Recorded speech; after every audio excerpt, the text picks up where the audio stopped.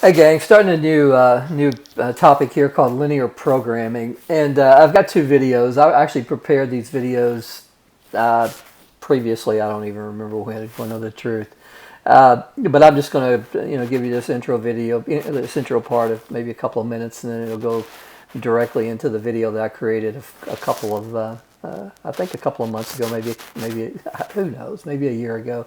I've rewatched it. It's sound. It's exactly what I would want you to watch or want you to know. It's exactly what I would tell you if I were going to put up a different video. But it's a little different screenshot. I'm not using the overhead projector like this. I use the my iPad, so I don't write as well. Well, I don't really write well this way either. But so here's what's actually going to come up. A couple of things. First thing I'll do is take you through the motivation for linear programming. The second thing I'll take you through is inequalities. The second thing I'll take you through is, the third thing is systems of inequalities. And finally,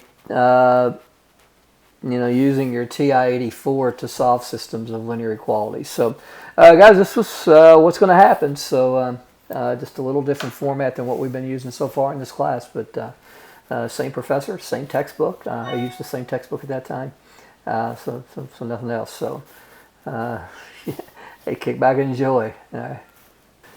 Okay, guys, as promised, this video on linear programming is going to be put online instead of in the class. And I remember last semester in my 1500 class, and my 1500 and my 3500, sometimes I was forced to put up videos for reasons that I couldn't control, like the weather. And there were a few times that I thought that the videos were fine.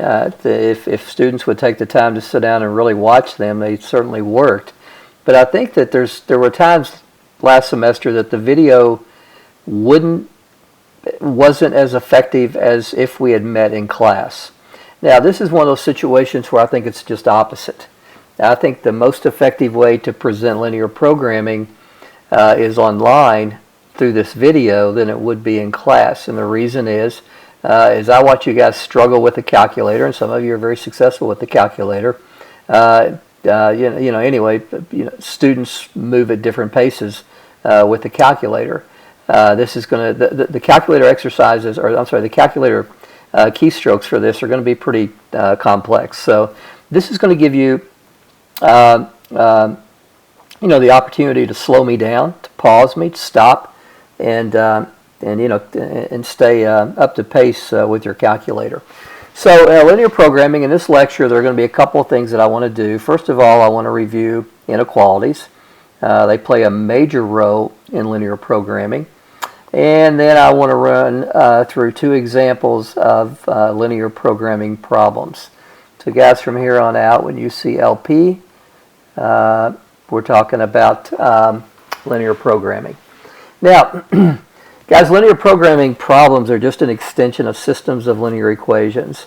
And this is the last topic that we studied just before your first exam. And by the time you watch this exam, your first exam will be behind you. And hopefully you did really well. So on that exam, you will have had the mathematical concept of systems of linear equations. Guys, remember the solution to these, if the solution exists, is an ordered pair, an x value and a y value. Guys, the difference in linear programming problems and systems of linear equations is these things are more realistic. Linear programming problems allow for us to treat things as constraints. Now, there are no constraints in a system of linear equation problems. For example, we solve for x, we solve for y, but there's no upper bound on the values that x and y can take on. I've told you guys that I owned a golf course at one time. Well, I had all sorts of constraints in running my business. First of all, I only had two people who mowed. They mowed for 40 hours a week. Some weeks it rained and they got less hours. So my constraint on the number of hours that I could have for mowing was less than or equal to 80 hours. because again they had 40 hours each and they weren't going to work overtime, and they sometimes, we got rained out. I also had constraints on the number of carts. For example, if I had a scramble, I could only take so many players.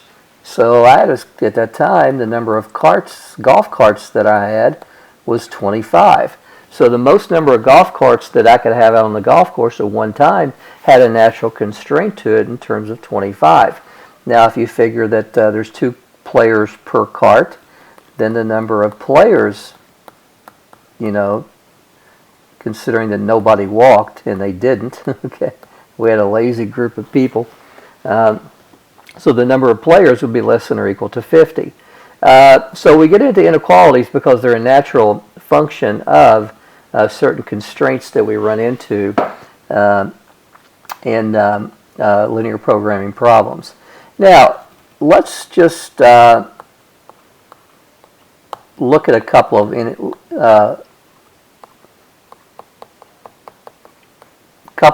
linear inequalities. And let's just start out the first one, just a simple one variable. Now guys, there are 4 symbols for linear inequalities. These 2 deal with less than, but this one right here allows for it to be less than or equal to. These deal with greater than, and this one right here deals with greater than or equal to. So we can say that 5 is greater than 3. We can say that -2 is greater than -5. But we can't say that 5 is greater than 5. That's not true. However, if we come in and put the equality there, then this is a true statement. Now, how do you remember, the whole inequality thing, greater than, less than, and so on and so forth? Some people say Pac-Man eats the bigger number. Yeah, whatever works for you. Man, I don't know. I just sometimes you just got to remember stuff. So maybe you've got your own individual triggers that make this stuff happen. If so, good for you. All right. So let's look at just a couple of simple examples. So if I say x is greater than or equal to +3, what I can do on this number line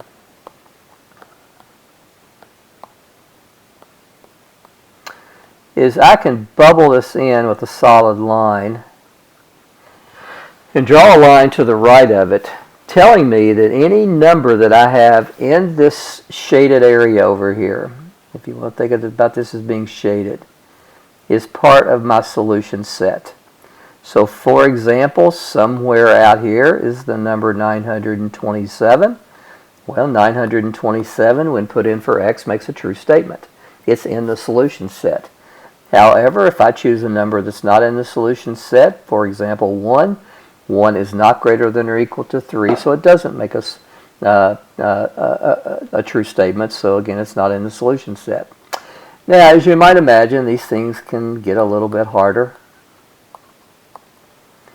So we treat these pretty much, let me back up a little bit. Treat these pretty much as we do equalities, in that the things we do in algebra still apply.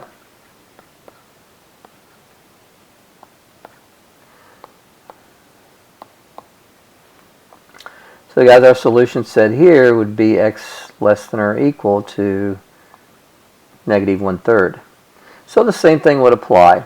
Look at our number line. Somewhere here, now that's just plain old ugly. So somewhere here on our number line of 0, -1, and +1, if we want x less than -3, that's going to -1/3. It's going to be about right here. Now, when we don't have the equal to in our solution, we designate that as an open dot. All right, let's move on a little bit to inequalities with two variables.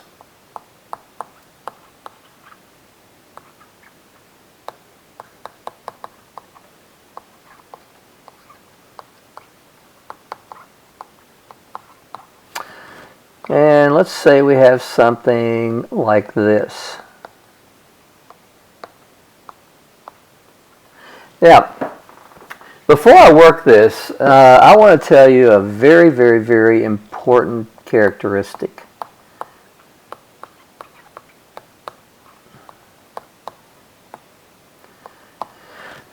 Guys, when we multiply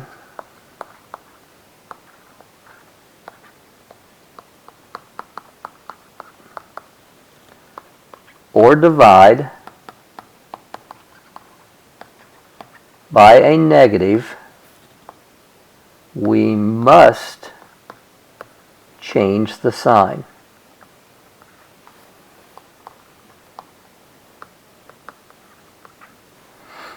And what I mean by the sign, that's vague. Let me change sign. We must change the inequality.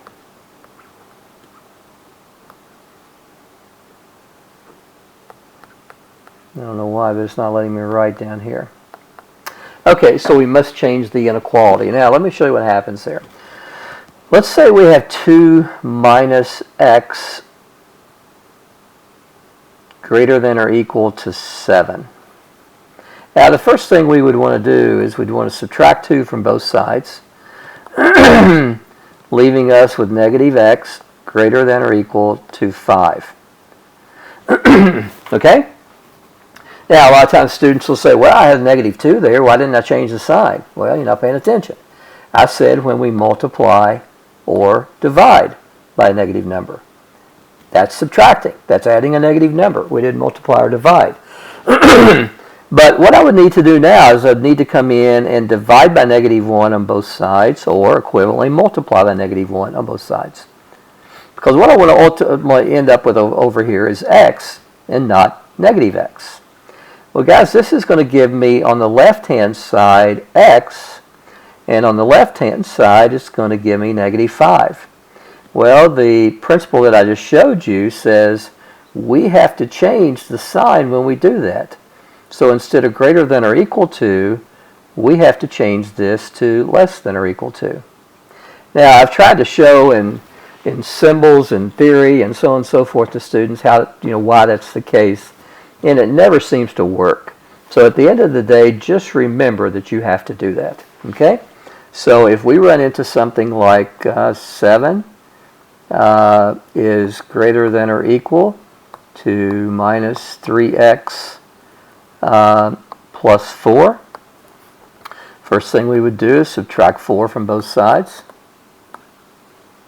So on the left side I get a 3, and on the left side I get negative 3x. Guys, I've got to divide by negative 3 on both sides.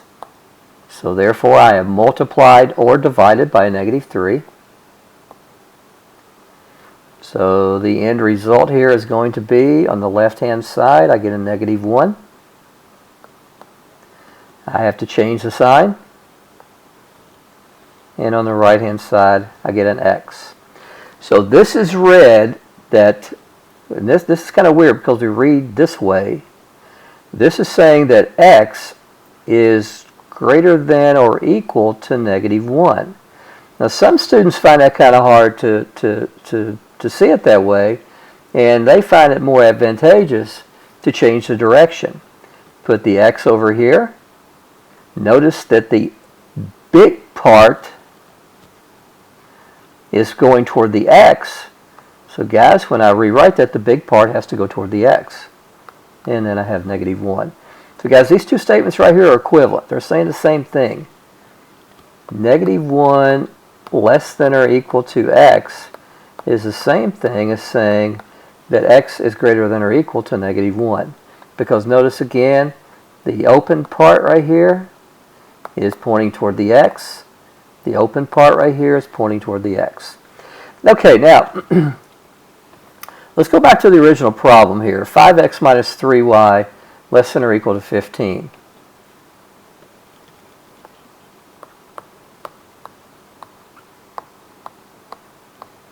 Okay? Now, first thing I'd want to do is I would want to think about this and getting it into y equals mx plus b. But we are no longer looking at equalities.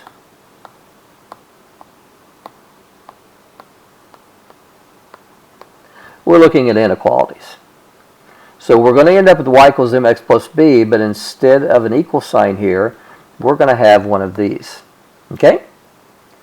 So 5x minus 3y less than or equal to 15. Now I want to subtract 5x from both sides.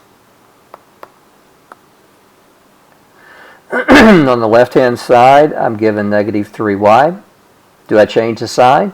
Have I multiplied or divided by negative? Nope. And on the the right-hand side, I have negative 5x plus 15. Now I've got to divide every single term by negative 3. Now have I multiplied or divided by a negative number? Yes, I have. I just divided everything by negative 3. So the left-hand side is going to be a y. This has to change.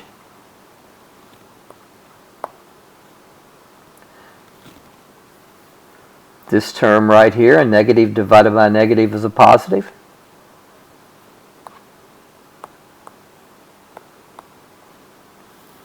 And 15 divided by negative 3, negative 5. So guys, our slope is 5/3. And our intercept is negative 5. Now, I'm writing this down because I'm getting ready to leave this screen. Now, guys, what I want you to do now is I want you to grab your calculator.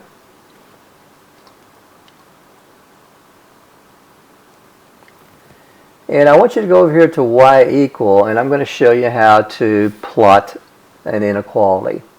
Now, the first thing we need to do is clear out any kind of junk that we've got in there. And let me show you something else you probably need to do. It may or may not affect the results. If you go second function up to stat plot, I would come down to number 4, which says turn all the plots off. Now, I've already done that, but some of you maybe haven't. So I would hit number 4, which turns the plots off, and then I would hit enter to complete that, kind of complete the transaction, okay?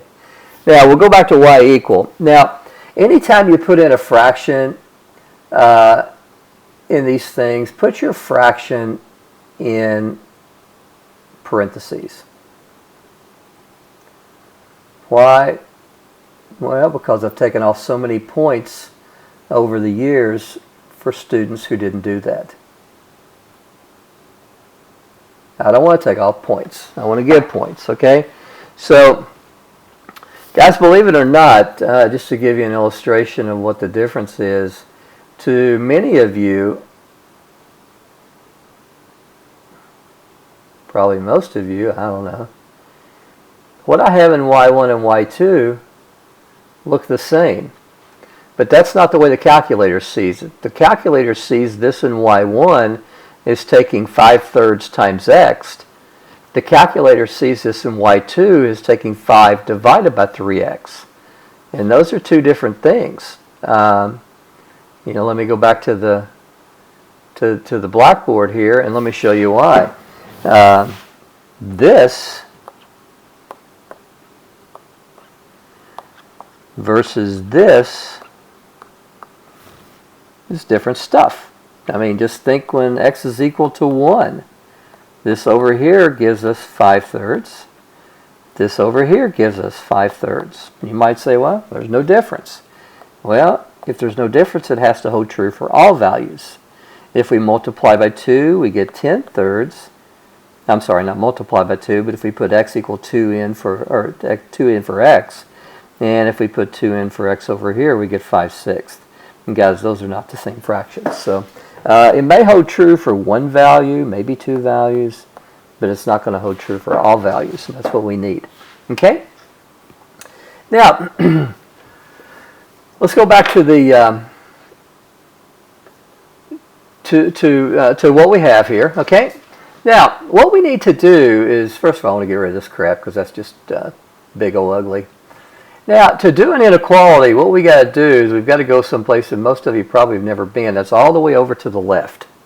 So see where my mouse is circling right here on the screen? You'll see this line flashing. If you go all the way over to the right and hit enter, you'll go through some options. Now that allows you to make your lines really thick. That allows you to create an inequality of greater than or equal. That creates an inequality of less than or equal.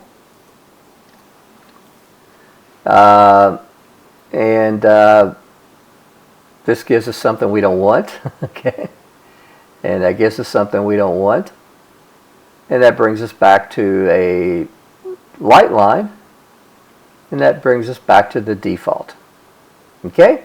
But we want greater than here. So that's what we need. Now the next thing I want you to do is I want you to go to Zoom and go all the way down to the bottom. Well, it's not at the bottom. They've changed it. And go to Zoom Fit. Now if you go to Zoom Fit and hit enter, what it's going to do is it's going to set up your calculator to where you're going to get the best view. Now I don't really like the way that looks, so I'm going to go in and make a change. And I'm going to go to Window. And I want you to range this to understand it. You can run this from -10 to 10. And from Y from -10 to 10. Now why did I choose that? Is that something you should have walked into my class knowing? No, it's not. Sometimes you got to let me teach you stuff. And this is one of those cases. Now what we've got here, guys, hold up just a second. I just got a text and I need to respond to that.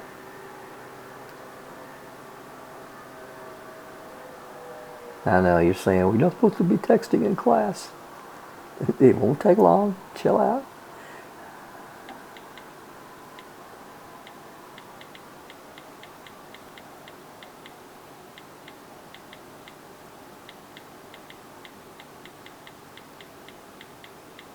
It's too bad I don't have some music or something, isn't it?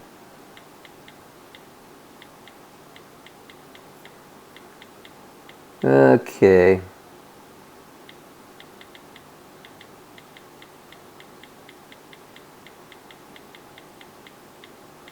Alright, just about done. Hang with me. Sorry about that. Alright. Thanks for being patient, or at least making me think you're patient. Okay, guys, what happens here is any value that's in the shaded area, any point, is a solution. So it looks like to me this point right here where I'm circling, 0, 0, is a solution. So I'm going to grab my blackboard. Hopefully I'm still, hadn't kicked me out yet. So 0, 0 looks like a solution. And it's one of infinitely many. And guys, if I come over here, let's go over 1, 2, 3, 4, 5 units. And come down 1, 2 units. So where I've got the pointer right now is approximately at the point 5, -2. Notice that's not in my shaded area, so that's not going to be part of the solution. Now, if you allow me to go back to the blackboard,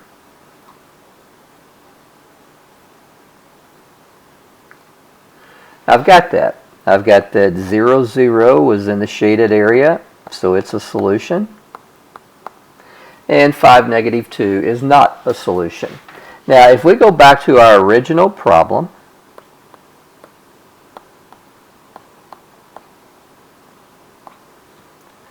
forgot it, so let me bear with me here. 5x minus 3y less than or equal to 15. You'll see when I put this information in that I get 0 minus 0 is definitely less than 15. However,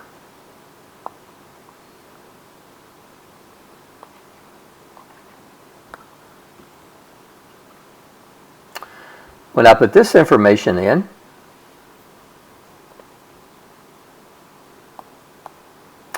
I get 25 plus 6 is 31. And guys, this is a false statement. 31 is not less than or equal to 15. So guys, any point value that's in the shaded area, any point value that's in the shaded area is a solution, and anything that's not in the shaded area is not a solution. Okay, let's let the fun begin now. Okay, and let me find a.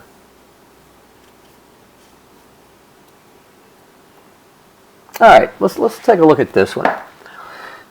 What we want to get into, setting the stage for linear programming problems, is systems of linear inequalities.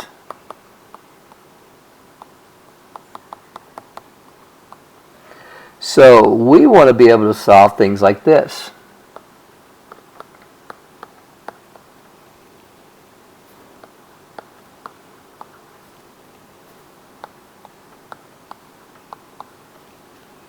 And guys, I'll go ahead and tell you, these linear programming problems, when you first see these things, you think, oh my gosh, those things are extreme. They're incredibly insane. I'm not going to be able to do those. You will be able to do these. It's going to be a slow learning curve.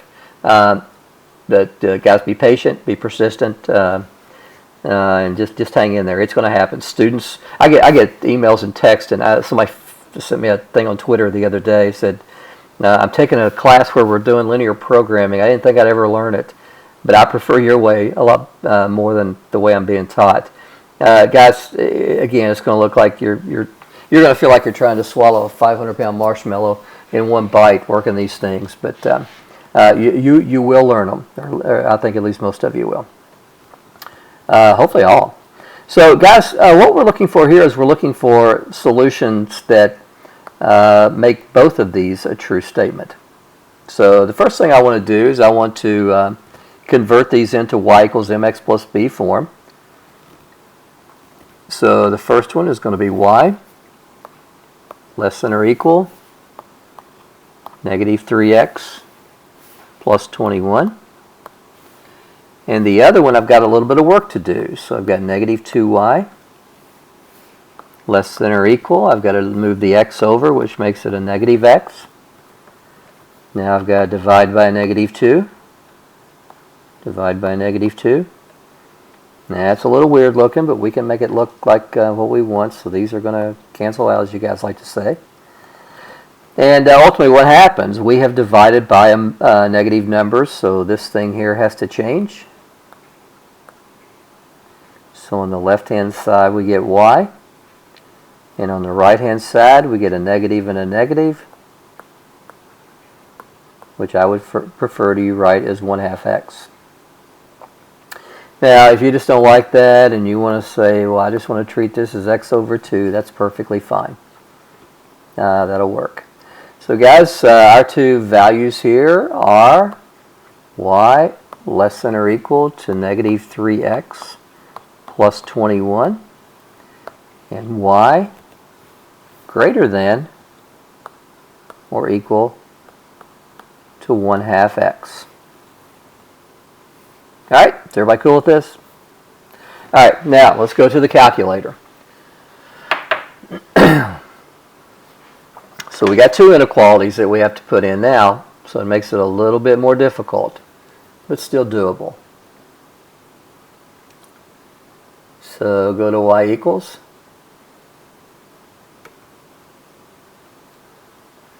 And I want to clear this out, and I'm going to put negative 3x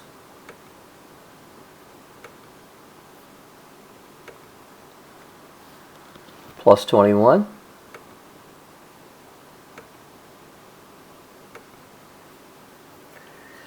And I need to come over and set my inequality, which I'll do in just a second. And I'm going to put 1/2. If I were doing this, I would just put 0.5, but I want you guys to get in a habit of putting your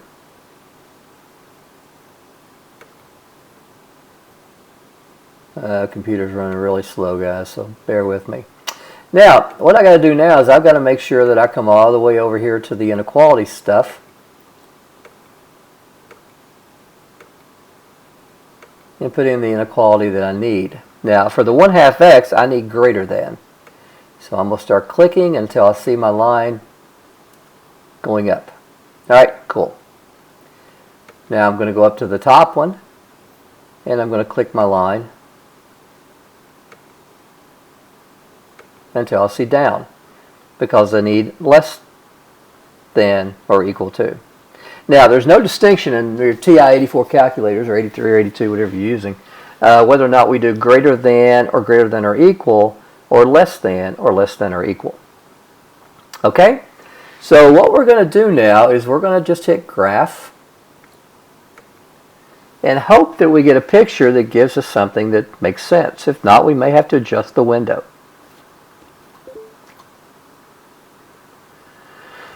Now, we lucked out here, didn't we? We lucked out that we end up getting a picture that gives us the regions, but I think we'd be a little bit better if we zoomed out a little bit. So let's go in and hit zoom 3. And let's zoom out one time.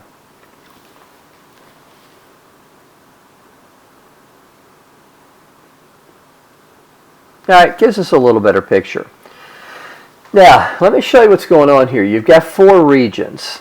All right, first of all, this region over here that I'm in right now that's white, those points over there don't solve either equation. This point right here solves the first equation, or these vertical lines. And up here where I'm solving solves the second one. But what we're interested in is we're looking at the checked region, which solves them both. Now, if we think about it, and again, I hope you can see my line here, if I come over -3 and up 1, is everybody okay with that point being in the checked area? So -3, comma 1. I think any reasonable person would think that. So guys, from our graph, it appears that the point -3, comma 1 is a solution to our system of linear inequalities.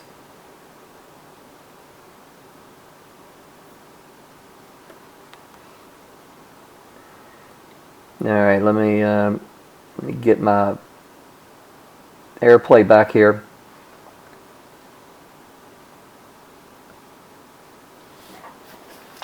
All right, gang. So the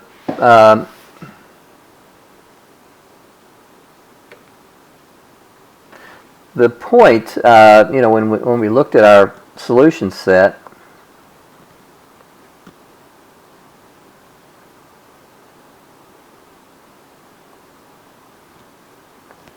and I think, let me go back and take a look at this.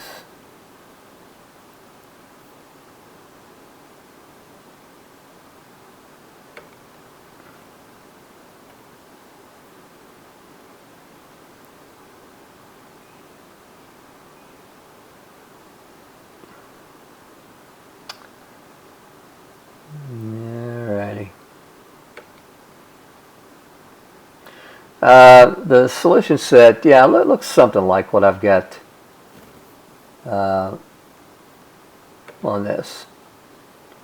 So what happened is we have this part, which is lines, and we have this part, which is lines, but this stuff over here was all shaded checked. So guys, this is our solution.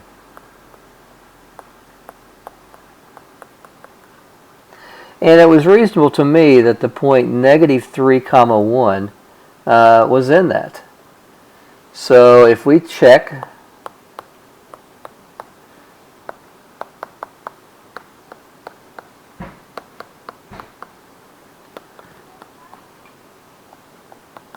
the point -3, 1 will solve both inequalities. Well, guys, let's check it out. So we have 3 times -3 plus 1. Is that less than or equal to 21?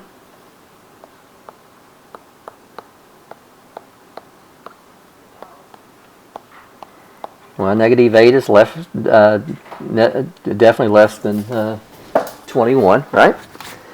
Now, if we change that to the second one, which is x minus 2y,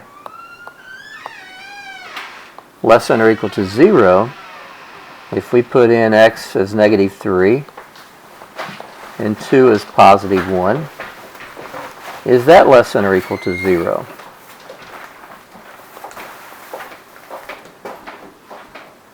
Well, that gives us -5, and that is all less than or equal to 0. All right, so what I want you to do, I'm going to end this video. And what I want you to do before you watch the next video is try the following problem. So what I'll do when I start the next video is I will actually work this problem for you. Okay?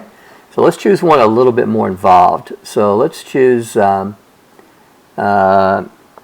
2x minus y less than or equal to 10, and x plus 2y less than or equal to 8. Okay, so try this, and this will be the first thing that I'll work in the next video. This is going to be a long video. It would have been easily a hour and 45-minute lecture. So I think I can do it in a little bit less than that. Plus my dog's going absolutely insane on something. But oh well, that's the way it works. All right, guys, have a good one.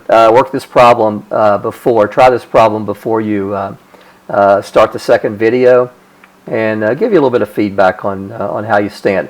Guys, there's no getting out of it. You're going to have to be able to work these. And it plays an integral role in working linear programming problems. All right, guys, have a good one. See you soon.